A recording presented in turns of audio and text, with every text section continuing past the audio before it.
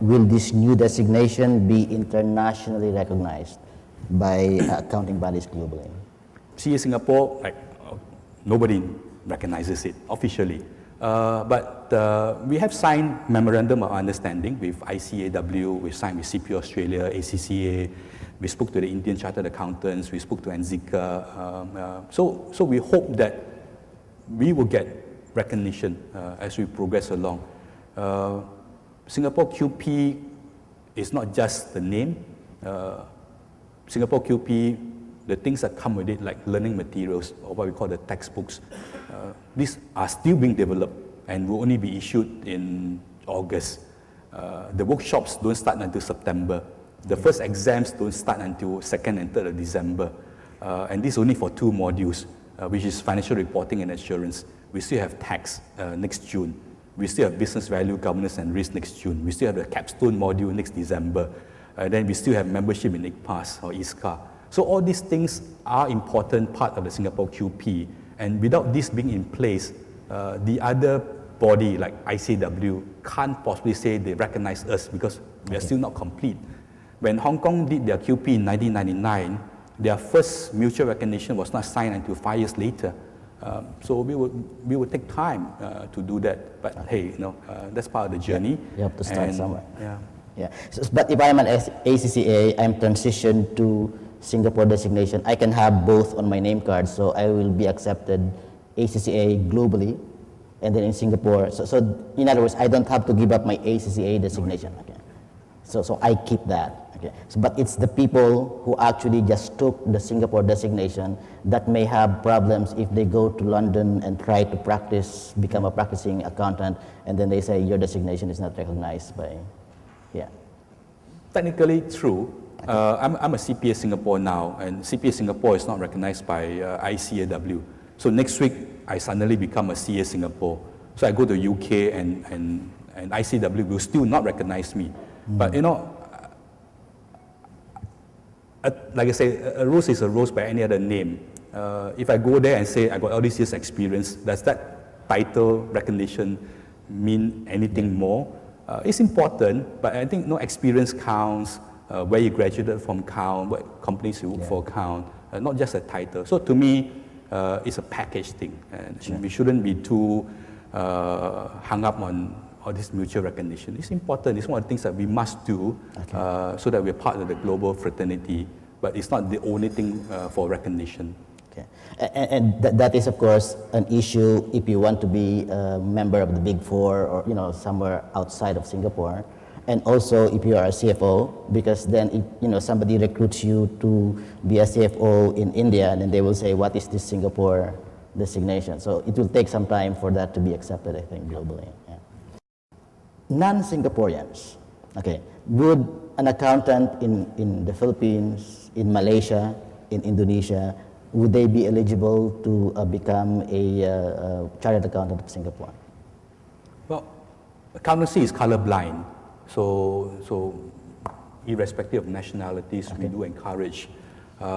In fact, yesterday I was at the SAC Productivity Council meeting, and that's chaired by Paul Lee, who's a managing partner of RSM Cholim. And one of the things that we want to promote is really getting people from the region to come to Singapore to do the Singapore QP, so that then they go back to their respective home countries and they become chartered accountants of Singapore. Good for them, good for us, and everybody wins. Yeah, but would that indicate that they know Singapore better, that their qualification is for Singapore rather than for Philippines or India or Japan? What is it about the Singapore designation that would make it relevant to jurisdictions outside of Singapore? Well, the syllabus of the Singapore QP covers international standards, so it will be relevant for them. Okay. And the other thing that's unique about the Singapore QP is what we call the Asian market value. So this is where we infuse a lot of Asian practices into the Singapore QP, so that what they learn in the Singapore QP and when they become a chartered accountant will be relevant to them in their home countries. So things like state-owned enterprises, family-owned businesses, charities, public sector involvement, these are all the things that are unique to Asia, And these are things that would be infused into the Singapore QP syllabus.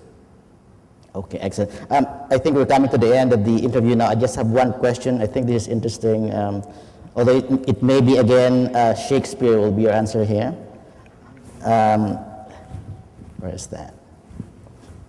How does the term chartered accountant come about when none of the local bodies have a royal charter?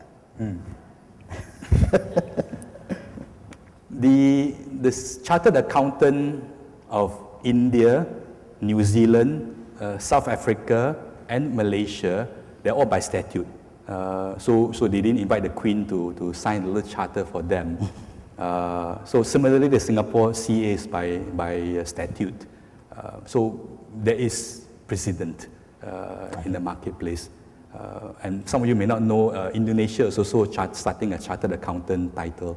Oh, that's kind of strange. There's quite a lot of them out there in the marketplace. Okay. So we are not alone. I mean, India's chartered accountant by statute was 1940 something. NZICA, New Zealand is also by statute. South Africa. Okay. Just in ending, if anyone, you're talking about how the SAC is actually a two-way conversation between yourself and CFOs. How would the CFOs communicate with you? Are there any hotlines? Are there any meetings? Are there any, email things that they can do? Yeah, our Singapore CFO Institute, we have a website, we have a Facebook page that you can communicate with us. And we have lots of events. Like next week, we have CFO Connect Lunch. End of the year, we have CFO Symposium. Some of the exciting research that we're doing currently on capital raising. Some of us have no idea about the risk capital through bonds, equity, to PE. How do we raise capital? So this one major research that we're doing this year with NTU and a listed company. And this will be featured in November during our symposium. We're doing a major research on stakeholder communications. So how do CFOs communicate with stakeholders, and stakeholders being investors, regulatory bodies, etc. So what does it take to have effective communication? So we're doing this heavy lifting research with KPMG and CP Australia. We're also doing research on big data. Analytics is huge. Okay. We're doing research on IT security. Cyber security suddenly become hot again. Okay. We are having a workshop in August on enterprise risk management, and I'm doing that myself. We don't have much revenue, unfortunately, so they're getting me to do all these workshops to earn money for the statutory body. So people have to actually pay to attend this? Yeah, most of it is, our mandate is cost recovery. We're not out to make money. Okay. CFO events, $50, $100 is not a lot.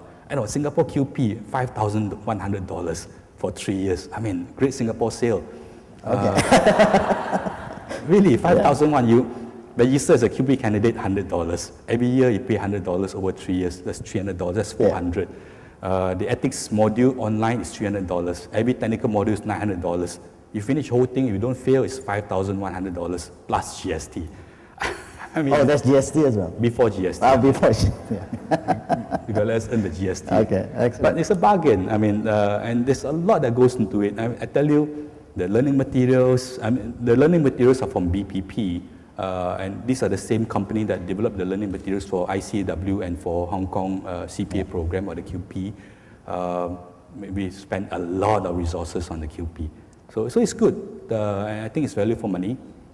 Commitment and time, of course. But it's not the destination, but really the journey of that together. We go through a professional qualification program, and looking at Australia, Hong Kong, the UK, professional programs, not just technical excellence once again. It is a bonding that brings Singaporeans together, and one day, we hope that when we mention I'm a chartered accountant in Singapore, people will fall down and say, wow, kind of thing. Well, not fall down literally, but yeah, well. Thank you so much, and I really appreciate this.